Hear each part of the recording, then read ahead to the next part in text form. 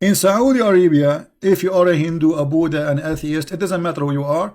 You cannot even die there. You can die in the floor, but then they will ship you in the airplane right away, because there's not even a single graveyard for Hindus. Why? Because they're not allowed to die in Saudi Arabia. So in Saudi Arabia, not only they cannot have citizenship, they cannot have even residency for a long time, like a green card in USA. In USA, if you stay for 5 years, you apply for a green card and you became a citizen.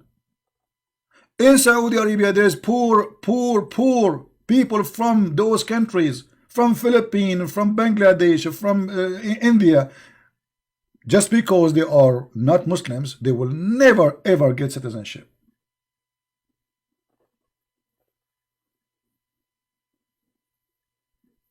So this wild cult, he speak about justice, but they don't want to practice justice. If we ask those Indian who they are in India and they are Muslims, do you support giving citizenship for Hindus in Saudi Arabia? They will say no. Allahu Akbar, no way, brother. Allahu Akbar. You know what I mean? So here we see the hypocrisy. Don't treat us like we treat you. Not only that, actually in Saudi Arabia there is a sign, it says, "Oh, Muslims only," because the Quran is a book of fascism. The Quran says that non-Muslims are filthy, dirty. وَإِنَّمَا الْمُشْرِكُونَ نَجِسٌ. Those who they are mushrikeen, which means they worship other than Allah, they are filthy and clean. And until now, there is a signs all over the highway in Saudi Arabia. It says there's roads for Muslims, there are roads for non-Muslims.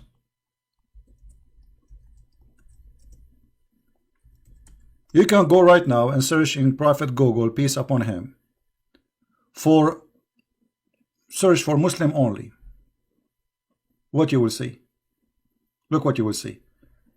Signs says Muslim only. Do you believe it?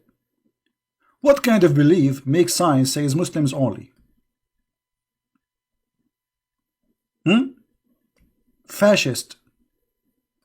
Imagine if we have a sign says, this is a road for the Christian, this is a road for the Muslims, this is a road for the Hindus. This is from the fascism of Islam, because they believe, and the Quran taught them that non-Muslims are dirty, filthy dirty, disgusting dirty. So they are not allowed, as you see, to walk in the same road with the Muslims. And yet they complain about the Hindus.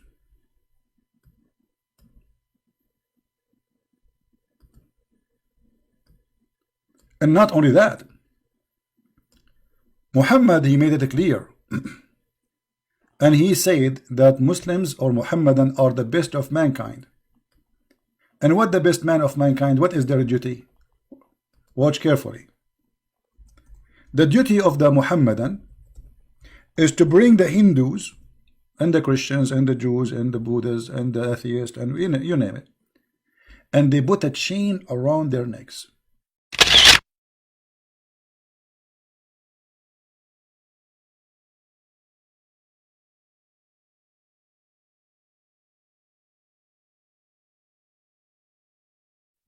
Is that a Christian prince? Maybe Christian prince is teaching hate now. You see, the second you read what the Prophet Muhammad said, they said you are teaching hate. You read for them, the Prophet said, suckle him. A woman, adult woman, she will suckle an adult man. They will say Muhammad, the Christian prince, is a sexual predator. I'm just reading what your Prophet said. The verse saying, this is chapter 3, verse number 110. You see it? Allah saying, you are the best of the people ever raised up for, between two brackets, the benefit, look at the benefit of mankind. Chapter 3, verse 110. The best for mankind are those who bring them with a chain round their necks till they embrace Islam. Do you see it? So this is the agenda of this cult. Christian Prince, he exposed Islam. He's a bad person. Did you say that? Did you say that? And he opened his mouth like, did you say that? Yes, I was reading your prophet, stupid words, you idiot. Suckle him. Did you say that? And now, imagine if a Christian Prince is teaching people who listen to him that you are the best of mankind ever. We are the higher. We are the highest and everything else. Record me, because later they will duct tape and they make a video. I'm reading your prophet. You are the best mankind ever. The Quran, chapter 3, 110. And what is the duty of a Muslim? To bring them with the chain around their necks. Why? They are dogs. Yes, in Islam, the Quran says that non-Muslims are kal an'am. Kal an'am. They are the same as animals. The Quran says that. Non-Muslims are animals.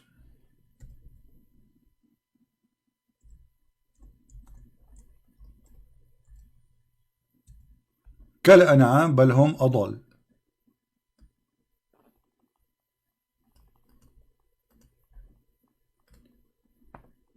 This is why I believe strongly that Islam is a fascist cult. Do you think they can listen to you? Do you think they have hearing like you? Do you think they have eyes like you? No, they are the same as animals. Quran chapter 25 verse number 44. So they are saying that the Hindus are fascist, the Hindus are bad, the Hindus are ugly.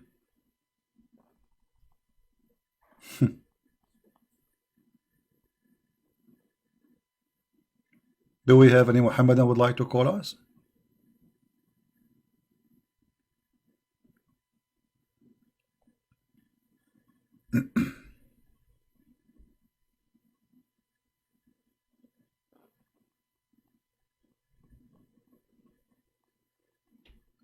And the Quran, not only it's a fascist, the Quran is a book teaching its followers to practice genocide and to practice hate. And that's why I made a video just yesterday saying love the Muslims, because if we hate them the same as they follow Allah, then Allah is successful. He is the devil and he wants us to hate each other. He will be very successful, because now the Christians hate the Muslims hate the Christians, they hate the Hindus, so we spread hate all over, and then everybody is killing everybody. This is what exactly the devil Muhammad he wants. This is why I said we should not hate them, otherwise we will be involved in the same crime Muhammad he practice every day.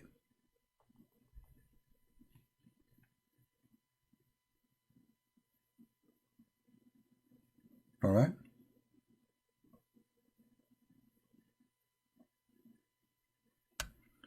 Hey, my friend, the one who asked me about India, you can cut this part of me speaking about India, make a video of it, and post it around.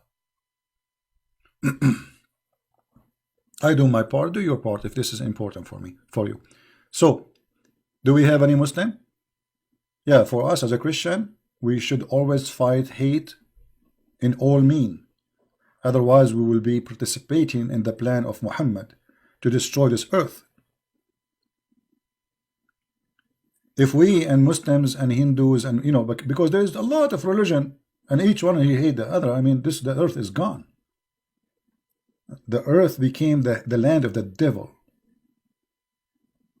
So we as a Christians are the opposite of this filthy teaching. We don't want to put a chain around the neck of a Muslim. We want to put a flower around his neck.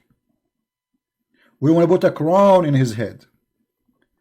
We want to treat him nicely. We want to respect him as a human. We don't want to humiliate a Muslim. And by doing that, we are doing the right behavior as God he taught us to do. Loving is sharing the truth with them, and the truth will set them free. as we are doing here. This is all is an act of love. We are not against the Muslims. We are against the teaching of hate in Islam.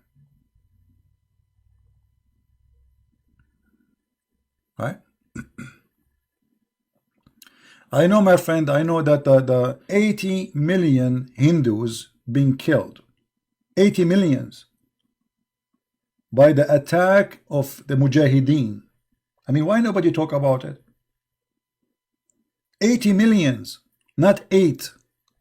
80 millions. Those poor Hindu, they suffer a lot. And until now, they are under the threat. You know, Pakistan is not the land of anyone. This is the land of India. There's nothing called Pakistan. There's nothing called Bangladesh. Islam goes conquer, divide, and steal your land. This is the land of the Hindu.